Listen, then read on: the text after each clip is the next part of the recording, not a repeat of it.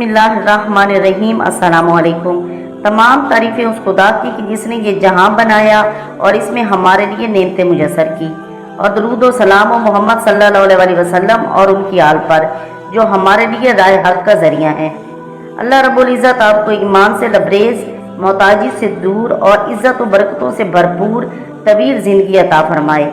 दुआ गो हूँ कि मालिक के अर्ज़ व समा हमेशा आपका निगहबान हो और आपको हर किस्म की मर्ज, कर्ज, रुसवाई और तंगदस्ती और नागहानी आफात से महफूज रखे। ए मेहरबान रब, हम सब के लिए खैर के दरवाजे खोल दे और तमाम परेशानियां दूर फरमा और अपने दर से आसानियां पैदा फरमा दे। आमीन या रब्बुल आलमीन।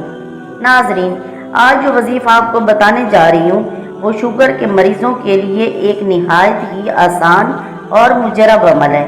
इस अमल के इतने हैरत अंगेज़ फ़वाइद हैं, इसके असर से आप खुद हैरान रह जाएंगे।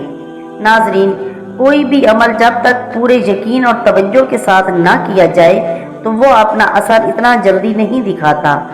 नाजरीन, ये वजीफ़े या अमल दरअसल अल्लाह से रजू करने के लिए होते हैं कि हम अपनी हर परेशानी, हर बीमारी से बचने के लिए खुदा से रजू करें और अल्लाह से दुआ मांगें और उसी पर भरोसा रखें। अगर हम वजीफ़े को यकीन के साथ करें और पूरी तवज्जो के साथ करेंगे तो ये अमल इतना जल्दी असर दिखाएगा कि आप खुद हैरान होंगे। अगर हम वजीफ़ा कर रहे हों और हमारी तवज्जो इधर उधर भटकी हुई हो तो वो वजीफ़ा असर नहीं करेगा, या हम शक और तरद्दुद में मुब्तला हों कि शायद असर होगा भी या नहीं होगा, तो वो अमल भी इतना मौसर नहीं होता। नाजरीन, कोई भी बीमारी हो वो अल्लाह की तरफ से आजमाइश होती है, क्योंकि सेहत और बीमारी अल्लाह के हाथ में है, ज़िंदगी और मौत अल्लाह के हाथ में है और यकीनन शिफा भी खुदा के ही हाथ में है। जब भी आप किसी बीमारी में कोई दवाई का इस्तेमाल कर रहे हों तो हमेशा खुदा से अपने लिए शिफा की दुआ किया करें। बेशक शिफा देने वाला तो अल्लाह की ज़ात है, दवा तो एक वसीला है, इसके अलावा ये कुछ नहीं। ज़िंदगी और सेहत तो खुदा के हाथ में है। आजकल के दौर में जिस किस्म की खुराकें चल रही हैं इनमें बहुत मिलावट है, कोई खालिस चीज़ नहीं मिलती, जिसकी वजह से हर दूसरे बंदे को शुगर या ब्लड प्रेशर की बीमारी है। नाजरीन, वजीफ़े की जानिब बढ़ने से पहले अगर आप मेरे चैनल पर नए हैं और अभी तक चैनल को सब्सक्राइब नहीं किया तो चैनल को सब्सक्राइब करें और साथ लगे बेल आइकन को लाजमी दबाएं ताकि नोटिफिकेशन आपको मिलता रहे।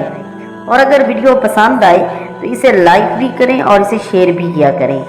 नाजरीन, एक रिवायत में मिलता है कि रसूल सल्लल्लाहु अलैहि वसल्लम को जब भी कोई परेशानी आती थी तो आप फ़ौरन नमाज की तरफ मुतवज्जे होते थे और अल्लाह से दुआ मांगते थे।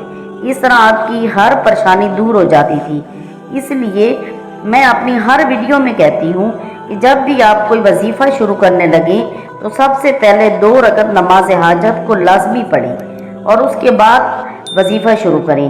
नमाज हाजत पढ़ने का फ़ायदा यह है कि हम खुदा के हजूर अपनी हाजत को तलब करें और उससे दुआ मांगें, और उसके बाद अगर हम वजीफ़ा शुरू करते हैं तो उसका असर और ज़्यादा जल्दी होता है।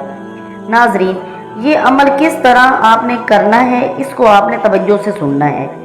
सबसे पहले हर रोज़ 3 मरतबा सुबह शाम नमाज के बाद, जो भी आप नमाज सुबह की पढ़ते हैं उसके बाद आप 2 रकात नमाज हाजत पढ़ेंगे, उसके बाद आप ये अमल शुरू करेंगे।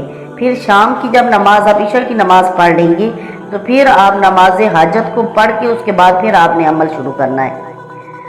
और वो अमल क्या है कि आपने सूरह बनी इसराइल की आयत नंबर 80 से 82 यानी 80 से 82 तक आपने इसको पढ़ना है।